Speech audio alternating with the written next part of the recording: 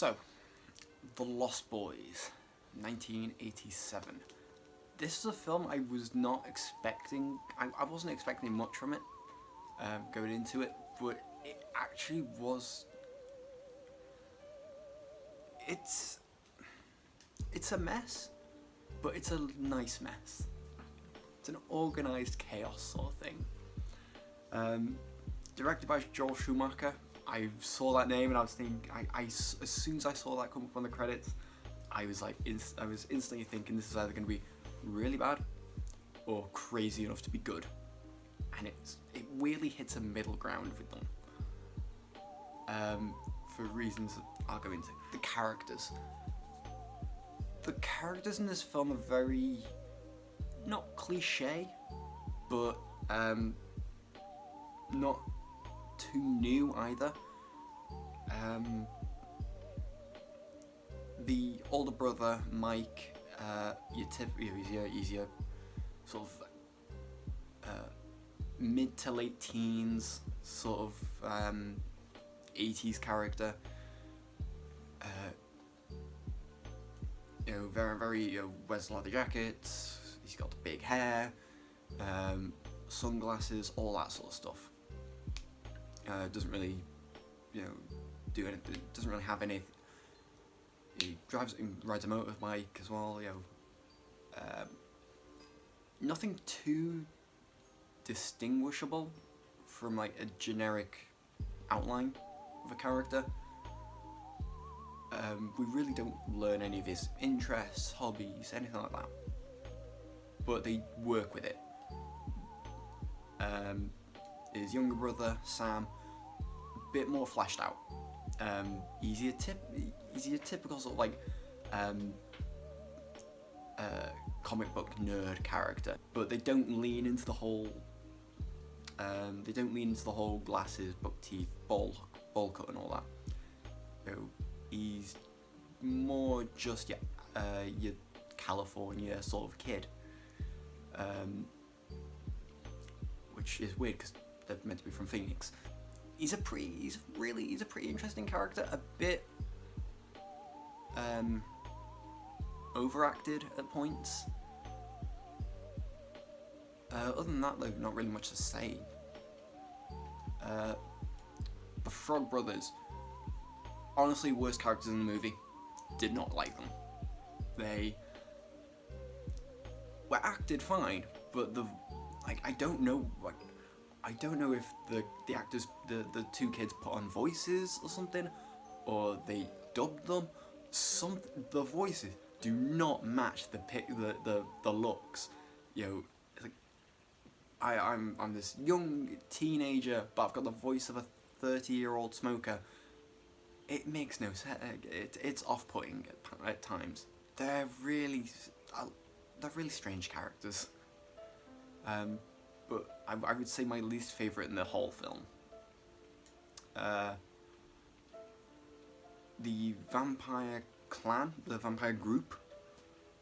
I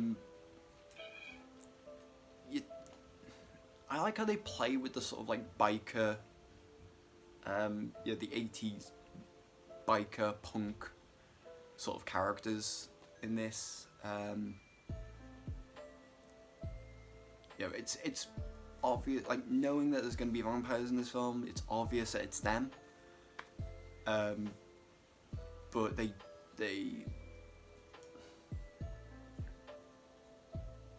play with it as sort of they just don't care sort of thing. It's not about being a punk or being a rocker or anything like that. It's just, this is just, we don't care what people think. We know that we're gonna live out. We know that we're gonna outlive them, or just kill them. The mother in the film. Again, everyone in this film is very cliche 80s, but not cliche enough to be a cliche. They have parts, but they're not there. I feel like there were bits cut out of this film. It's only 97 minutes. I feel like it was meant to be longer. To like spend more time with these characters. The plot of it is very you can predict what's going to happen from the get-go. Whereas like you've got the two brothers, they're different. They're the two brothers, different people. You can tell one's going to end up being a vampire hunter, and one's going to be a vampire. You can gather that from the start. What I didn't expect though was when the older brother starts becoming a vampire, he just goes straight to his younger brother. He's like, I need help with this. I don't know what's happening, but we can figure this out. I did not expect that. I really thought it was going to end up being a battle of two brothers sort of thing, Cain and Abel, if you will. With the vampires, I like them. I do enjoy the take of the vampires in this, where it's like we don't learn about them, we don't like know why they're vampires or anything like that. But the way they become vampires is the whole drink the blood of a vampire, become a vampire. It's not the whole bite someone, there you go. Which I do like. They play with that very well. I also like the look of the vampires in this. They're very sort of what if a man could turn into a bat. They're when they full on vampire, they have like bat-like features, which I do enjoy. But we don't see them that way often, which I feel like is a bit of a letdown. I feel like they could have done more with that sort of thing. Head vampire of the group, David, I think his name is.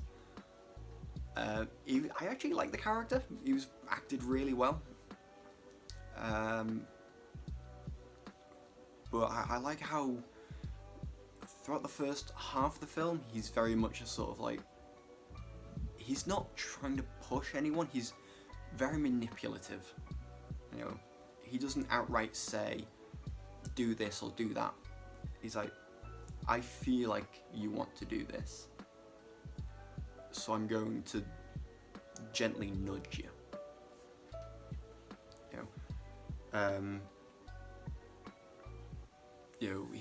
When he meets Mike, he challenges him. One thing I didn't like about this film is that the pacing. It feels very slow for the first half. It sort of gets a little bit distracted just after that, and then the final third, it picks up. I will say it picks up in the final third, but you've got to sit through the first 2/3 of the film to get to it.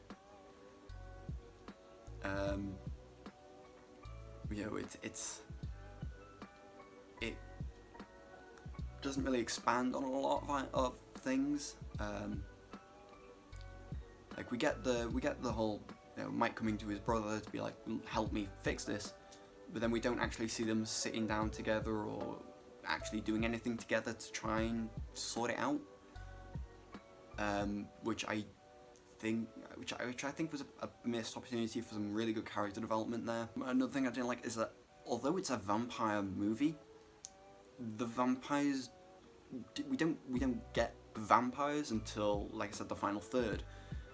Which, I mean, I'm up for holding back on it,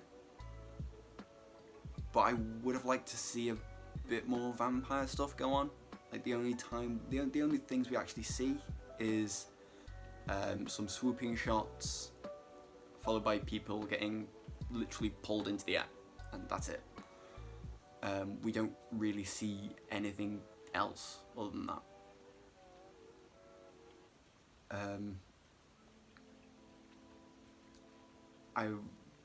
To the film's credit though, in the final third, I really like it because the kills in this part of the film are very creative. The one vampire who gets dunked in the bathtub and then all the sinks and plumbing explode with blood, very It style. The one vampire who gets an arrow through the chest and pins up against pinned up against a radio, and you get exploded, set on fire, electrocuted, and all that. I really enjoyed it. I really enjoyed the final third. I would have liked to see Alexander Winter's vampire in that final third. I feel like killing him off first was not a great decision. Also, it's nice to see what happened. Also, it's nice to see him in something other than Bill and Ted. Because I know he's had a career outside of that, but it's nothing too big. Lead vampire David. Him getting stuck through the chest on antlers of a deer. They use what they have to a very creative strength. But the twist in this film, though, spoilers ahead. The twist in this film, though, with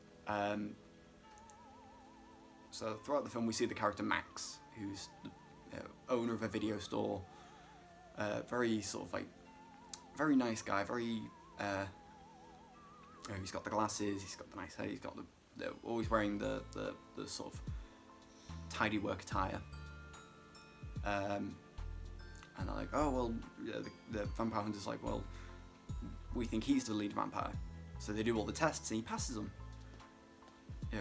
He likes garlic, he can see his reflection, he doesn't glow. They make it the thing in this film that vampires glow. I don't know why.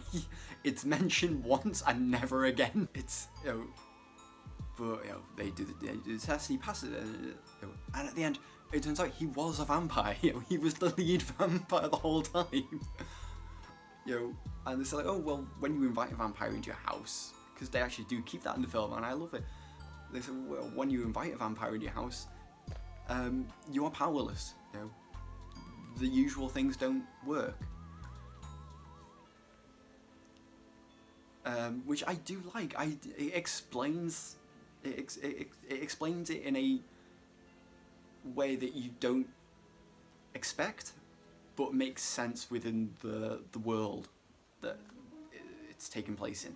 But I like his death in this film, where there's the granddad character crashes, drives up to the house and crashes through the wall, completely by accident, not intentional or anything. He crashes through the wall and the guy gets stabbed with some of the wood, and he dies. The granddad character crashing through the wall and getting him stuck and getting the lead vampire stuck with a bit of wood. I really like it. It's like I said, the final third of the film is absolutely brilliant. I think it's just Joel Schumacher going for his natural sort of wacky filmmaking, which I think really suits this style.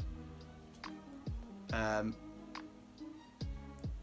feel like he was held back a bit in the first 2/3, but he just went full on for that, and it's brilliant. What else can I say? The set design, the music, the sound for this film are absolutely brilliant. The music, I feel like had one too many pop songs, but the original score for this I really do enjoy. It leans very heavy into the 80s synth horror vibe.